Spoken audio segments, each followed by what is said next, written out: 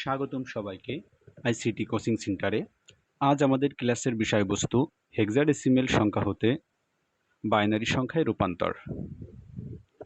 তো প্রথমে দেখো, আমরা একটি হেক্সাডেসিমেল সংখ্যা গ্রহণ করেছি 8F7.D2C। এটা হলো হেক্সাডেসিমেল সংখ্যা, আমরা বাইনারি সংখ্যায় রূপান্তর করব।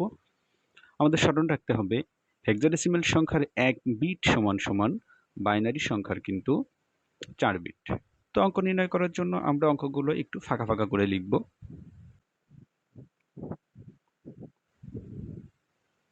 এখানে আমরা জানি যে হেক্সাডেসিমাল সংখ্যা যে এফ, ডি, সি, এই যে সংখ্যাগুলো ব্যবহার করা হয়েছে তার মান কিন্তু আমরা ডান সাইডে এখানে লিখে রেখেছি সুবিধার জন্য, যে এর মান 10, বির মান 11, সির মান 12, এভাবে কিন্তু 15 পর্যন্ত মানগুলো দেওয়া রয়েছে। তো প্রথমে এখান থেকে আমরা সি এর মানটা গ্রহণ করব। সির মান যেহেতু এখানে আমরা জানি 12, আমরা এর জন্য বাইনারি 4 বিটের সমন্বয়ে আমরা 12 তৈরি করব। তো এখানে দেখো একটা ধারা অ্যাপ্লাই করেছি আমরা, যেটা 1, 2, 4, 8। এই ধারাগুলো অ্যাপ্লাই করে আমরা হেক্সাডেসিমেল সংখ্যার প্রত্যেকটা বিট তৈরি করব। তো এখানে সি এর মান আমরা জানি 12 রয়েছে। তো 12-র জন্য আমার প্রয়োজন কিন্তু 8 এবং 4-এর। এখানে 2 বা 1-এর কোনো প্রয়োজন নাই। এই জন্য যে সংখ্যাটা আমরা গ্রহণ করব না সেটা কিন্তু আমরা শূন্য ব্যবহার করব।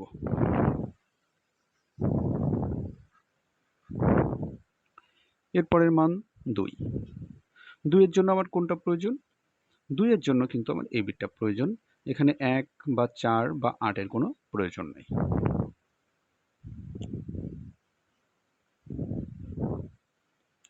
এখানে দেখো ডি রয়েছে, ডির মান 13। 13-র জন্য আমার কোনটা কোনটা প্রয়োজন হবে? 8 আর 4 12 এবং 1 13। এখানে কিন্তু 2-এর প্রয়োজন নেই।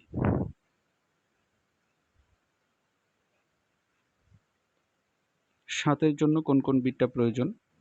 7-এর জন্য 4 আর 2 6 আর 1 7। 8-এর প্রয়োজন নেই। এফ এর জন্য কত প্রয়োজন? এফ এর মান 15। তাহলে 8 আর 4 12, 12 আর 2 14 আর 1 15, অর্থাৎ সবগুলো আমার প্রয়োজন। এরপরে দেখো 8 রয়েছে। 8-এর জন্য শুধু 8 প্রয়োজন। 4, 2, 1 কোনোটার প্রয়োজন নেই। আমরা কিন্তু বাইনারি সংখ্যা তৈরি করতে সক্ষম হলাম। এখন আমরা এগুলো একটু সুন্দর করে সাজিয়ে লিখব।